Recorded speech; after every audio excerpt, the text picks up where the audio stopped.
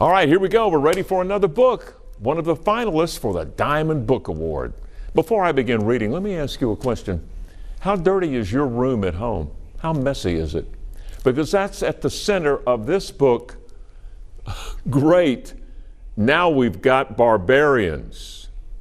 Dirty rooms are in the middle of this story. Watch. How's that for a dirty room? Great. Now we've got Barbarians. This is by Jason Carter, Eaton, illustrated by Mark Fearing. Ooh, look at that. Mom was mad because I left cupcake crumbs in my bed again.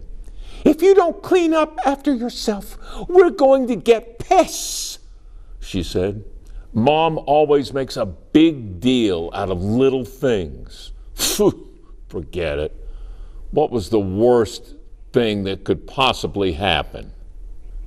We get a couple of ants, a few flies, a little bitty mouse, but the next day, great, now we've got Barbarians, said my mother. His name was Vlad, and he demanded an entire cupcake. I thought he was kind of cute and handed him one. But Mom said he was disgusting and shooed him out the door. I figured that was the last of the pest invasion.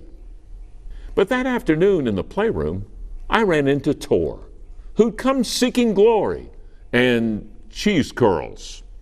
I swatted him out the door before Mom could see. Things quickly got worse. My sister found two shaggy barbarians on her bed watching TV and finishing off a bag of chips I'd started earlier in the week.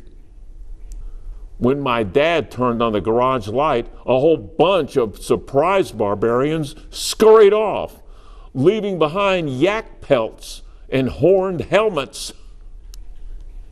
And then Mom caught a big bearded barbarian in the bathroom putting on her makeup.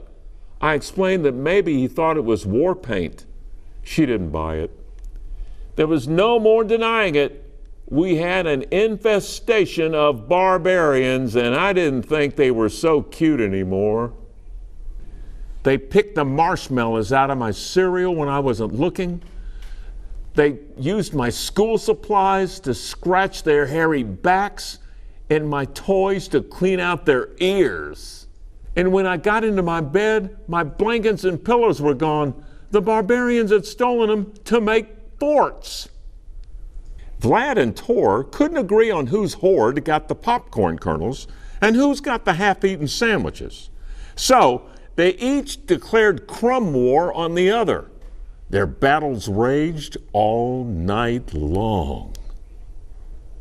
We set traps, but that hardly slowed them down. We made a scarebarian, but barbarians aren't easily scared.